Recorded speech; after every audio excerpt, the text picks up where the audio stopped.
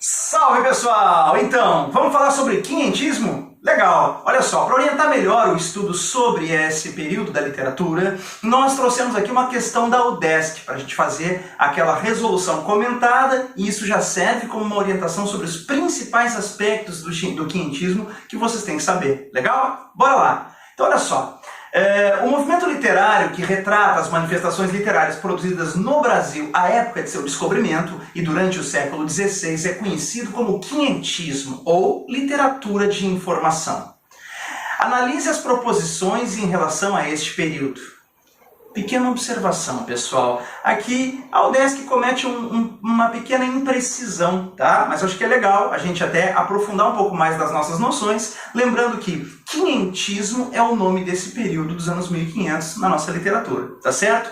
E nós teríamos dentro do quinhentismo duas variedades de literatura. Uma delas nós chamamos de literatura de informação e a outra nós chamamos de literatura de catequese ou de formação. Tá certo? Então, aqui a UDESC tratou o quinhentismo e literatura de informação como sinônimos. É uma pequena imprecisão na abordagem da prova, mas que não interfere na resolução do teste. Mas não esqueçam então, pessoal, quando a gente falar quinhentismo, ele tem dois tipos de texto. A literatura de informação dos viajantes, como a Carta de Pero Vaz de Caminha, e a literatura de catequese, como eram os poemas e as peças teatrais do Padre Anchieta. Legal? Mas vamos lá. As proposições, então. Item 1. A produção literária no Brasil do século XVI era restrita às literaturas de viagens e jesuíticas de caráter religioso.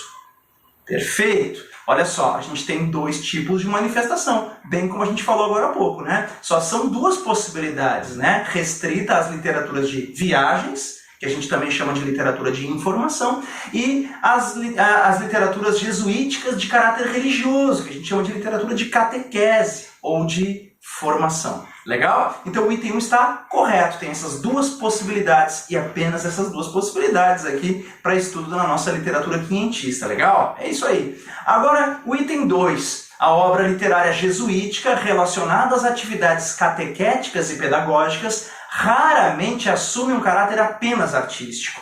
O nome mais destacado é o do Padre José de Anchieta.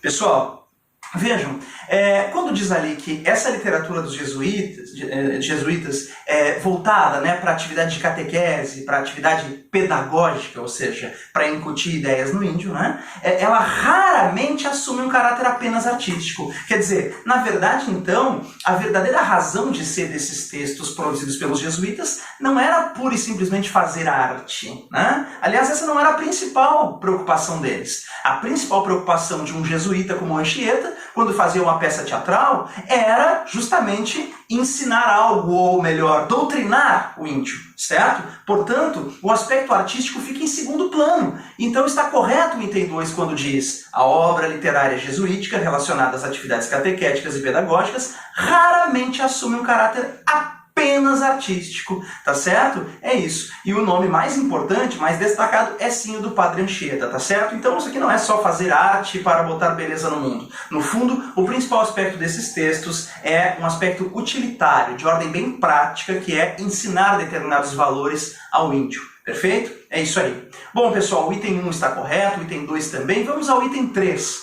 O nome quinhentismo está ligado a um referencial cronológico. As manifestações literárias no Brasil tiveram início em 1500, época da colonização portuguesa, e não a um referencial estético. Então olha só, né? Se a gente subtrair o que está escrito entre travessões ali, deixando, né, a base do enunciado, o nome quinhentismo está ligado ao referencial cronológico e não estético, perfeito, né? O que se quer dizer traduzindo esse item 3 aqui? Que o nome quinhentismo remete apenas ao período dos anos 1500, mas não tem nada a nos dizer a respeito de características estéticas, literárias. É diferente, por exemplo, de outros períodos como o barroco, em que o nome barroco significa barroca, uma pérola de formato irregular. Etimologicamente, né, a raiz da palavra barroco, então, nos remete a significados que são as assimetrias, os jogos de contrastes e dualidades característicos do barroco que a gente vai ver na sequência.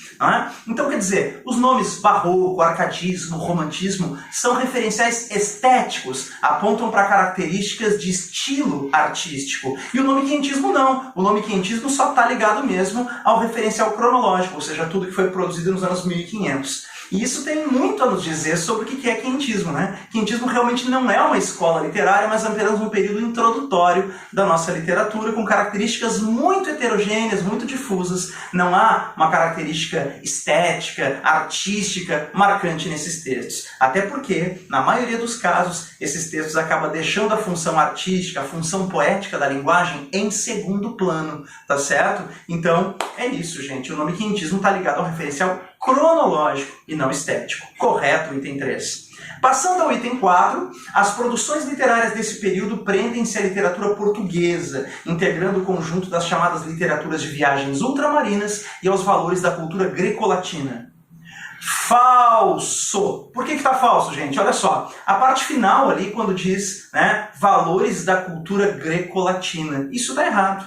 Né? Resgatar os valores da cultura grega, romana, lá da antiguidade, isso não é uma característica dos nossos textos quinhentistas, certo? Nessa mesma época do século XVI, dos anos 1500, lá em Portugal, a gente até podia falar de uma literatura renascentista com características classicizantes, características clássicas, né? Que é o caso, por exemplo, da literatura de Camões. Mas no Brasil não se fala em classicismo nessa época, não se fala em literatura do Renascimento nessa época. No Brasil apenas chamamos de quinhentismo e entendemos aqui muito mais a literatura, então, como, né, algo que fica em segundo plano para os relatos dos viajantes ou para a atividade de catequese, tá certo? Então, pessoal, não tem características clássicas greco-latinas nos textos produzidos no Brasil durante o quinhentismo, tá certo? É isso. Até dizer, por exemplo, como diz no início ali, que a literatura desse período está presa à literatura portuguesa, tudo bem, porque o Brasil ainda, né, é um apêndice, né,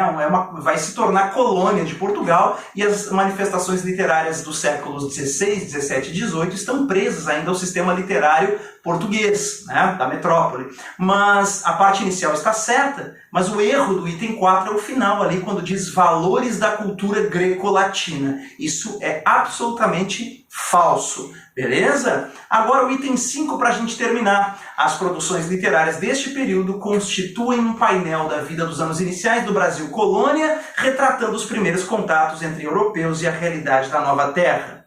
Perfeito, né? O item 5 está correto, certo? A gente tem ali de fato, né, esse painel, né, dos anos iniciais da vida na colônia durante o quinhentismo, produzido por vários autores que registram, né, os usos e costumes do nativo, as relações também entre o europeu e o nativo vão sendo mostradas ali. Então, de fato, o item 5 está correto. Portanto, né, a resposta seria a letra C. 1, 2, 3 e 5 são verdadeiras. Fechou? Era isso, pessoal. Aqui a gente tem informações bem importantes dentro de uma única questão. Praticamente tudo que é de mais importante sobre quinhentismo a gente comentou. Legal? Bons estudos, galera. Foco no estudo e a gente continua se encontrando por aqui. Valeu!